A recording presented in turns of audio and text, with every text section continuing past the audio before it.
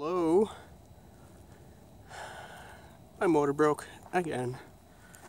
So I'm over here at the ridge with my upgraded with a GoPro session number 5 or number 6, can't remember, one or the other, camera on my Chasecam. It's 3 p.m. right now, and it's pretty surprisingly mild right now in terms of wind.